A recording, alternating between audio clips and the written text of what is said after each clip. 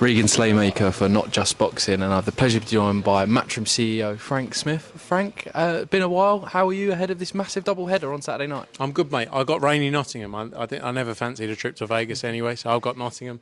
Excited about what's ahead. You know, a great fight, great way to start the year in the UK. Dalton Smith headlines, looks to become European champion. Then we go across to Vegas. Diego Pacheco, two young stars that we've worked with from their debut. Excited about what's to come.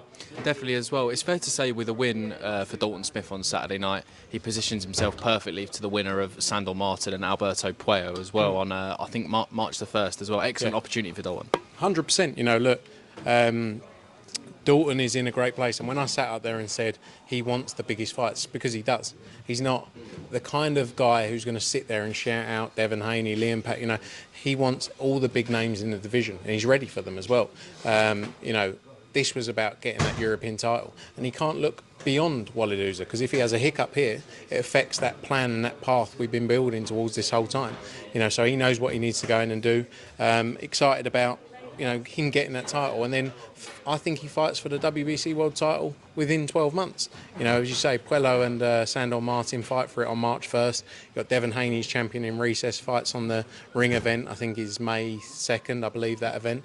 There's lots of moving parts in the division, but I definitely think the opportunity is going to present itself. Definitely, and Ellie Scotney defends her unified titles for the first time. Definitely, I'll get this win out of the way, and then undisputed next for Ellie. 100%. You know, like I think I said up there, sometimes mandatories can be frustrating, you know, for fighters, because they're not always something that you can get motivated for. Ellie is someone who wants to go and become further unified champion. She's obviously got the IBF and WBO, Ring Magazine #1 in the division. She wants to continue to unify, maybe even look to move up to 126 and become a multi-weight world champion. There's so many opportunities for her, but she can't look past Mia Motu on Saturday night, because Mia's coming. She's coming to win. She said it, and she's fired up for it. This is her moment. She's worked towards, and someone who truly deserves that mandatory position. Because being honest, there's not always some of these mandatories that do deserve that position or have got to that place, you know, and deserve to be there. Just being open, you know, that sometimes you have to be honest in the sport. But this is a real fight she got ahead of her. Definitely as well. I don't want to sound like I'm repeating too many people, but Ben Eubanks obviously got made since the last time we spoke. Yeah, and but it's fair to say, Frank, a fight that's finally been made that yourself, Eddie, the whole of Matchroom have put a lot of time in. How buzzing are you that this fight is finally over the line?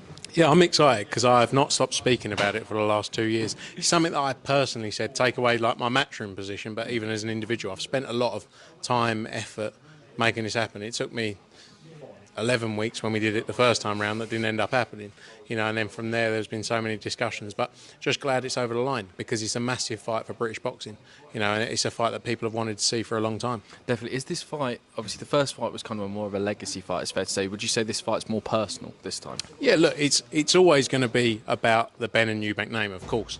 You know, they wouldn't be in those positions without their fathers. You can't sit here and say anything different, but this is a real grudge now between the two of them.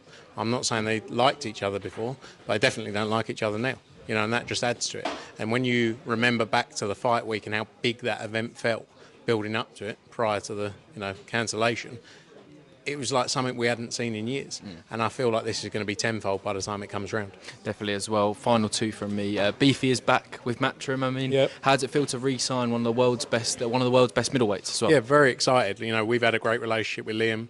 I've been working to try and get him back out. You know, we looked at various options over the last 6 months, haven't quite worked out, but now we've got something in place. And Liam, his family, we've got a great relationship with, and I think he's still got a lot left to offer the sport. And I think in the 160 division, you know, there's big fights to be made, and he's in a great position to get those. Definitely as well. And I spoke to promoter Ben Shalom the other day about he said to me that he was surprised that he even made the offer he did to Terry Harper. He said it was a career high payday to fight Caroline Dubois. Could we have an update from kind of Team Terry Harper side of things regarding that unification fight? Yeah, look, it's a massive fight, you know, for her to go in there, and look, it's a tough fight as well, 100%. So she wants to get paid for it. And, you know, she sort of mentioned when we offered, I think, Natasha Jonas 400k the other way round. So, but she knows what kind of numbers she wants. They've been going back and forward, you know. So we'll see how things play out. I don't see that fight happening too soon, but you know, Ben can keep putting his offer up, and we see how we get on. Frank, always a pleasure. Thank you very much. Cheers. Thank you. You too. Cheers. Cheers. Oh.